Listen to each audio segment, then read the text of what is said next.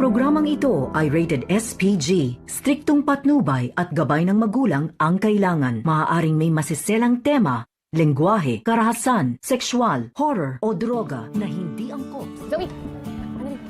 Excited ka na ba para sa mga Fuji? Baka hindi na ako sumami.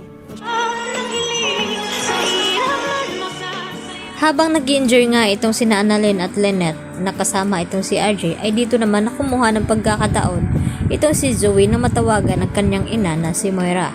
At dito nga na ibinalita ni Zoe kay Moira na ngayon ay kinasalukuyan ng kinausap ni Giselle ang Philippines Embassy para dito kay Moira upang mas mapabilis ang pagbalik ni Moira dito nga sa Pilipinas.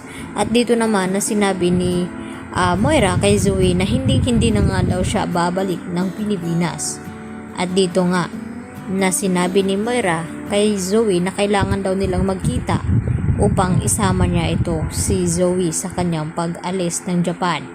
At dito nga na biglang dumating itong sina Lynette at Annalyn at kinausap itong si Zoe na kung excited na ba daw ito na pumunta sa Mount Fuji. At dito nga na humingi ng pasensya itong si Zoe na baka raw ay hindi na siya makakasama dahil medyo sumama daw ang kanyang pakiramdam. At hindi naman naniniwala itong si Annalyn na yun ang dahilan ni Zoe. At sabi pa ni Annalyn na baka may ibang pupuntahan itong si Zoe at makapagkita sa kanyang ina. At sumagot itong si Zoe na hindi daw niya pipilitin maniwala itong si Annalyn at Lynette basta hindi daw siya makakasama na mamasyal sila dahil sa kanyang pakiramdam na masama nga daw. Pero may ibang plano pala itong si Zoe. At ito na nga makipagkita dito kay Moira upang balaan nga ito na alam na ni RJ na nandito sa Japan itong si Moira. At kinakailangan na niyang tumakas na sa ganon ay hindi siya mahuli dito nga ni RJ. At dahil sa tindi ng pagdududa ni Annalyn na baka nga makipagkita itong si Zoe sa kanyang ina dahil hindi nga niya ito matiis. At tama nga ang hinala dito ni Annalyn habang nagkausap nga itong si Moira at Zoe ay dito naman na nagpakaina ito at gustong gusto niya makasama ang kanyang anak na lisanin nga itong Japan at magpakalayo-layo. At dito rin na biglang dumating itong si Annalyn sa kanilang likuran. At dito na sinabi ni Annalyn kay Zoe na tama nga siya na traitor pala itong si Zoe kaya nagpupumilit pala siyang sumama dito kay RJ dahil yun pala ang kanyang binabalak na makipagkita at tulungan ang kanyang ina na makatakas sa batas. At dito naman na mariin na tinatanggi ni Zoe at nagmamakaawa na wag daw ipaalam kay RJ ang kanyang nakita na kausap ni Zoe itong kanyang ina na si Moira.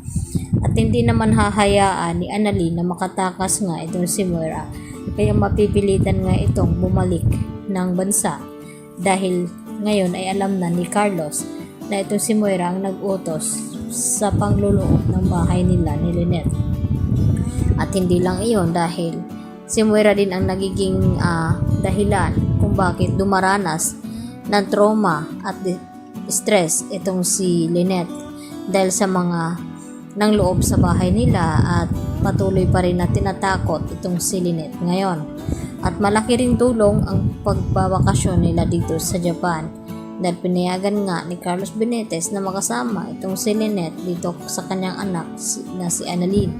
At nangangako naman itong si Lynette na kapag pagbalik daw nila sa bansa ay sisiguraduhin nga ni Lynette na hindi na nga daw siya magkulang ng oras at panahon dito sa kanyang anak dahil tila napababayaan na nga daw niya itong kanyang anak na si Annalyn. At iniintindi naman ito ni Annalyn dahil nga may asawa na itong si Lynette at ito na nga si Don Carlos. Kaya yan naman ang ating pagkatutukan kung kaya bang patawarin itong si Zoe dito ni RJ at Annalyn na ngayon nga ay nakipagtulungan siya kay Moira na makatakas at makaalis ng Japan. Yan po at marami pong salamat ulit sa inyong pananatiling panonood.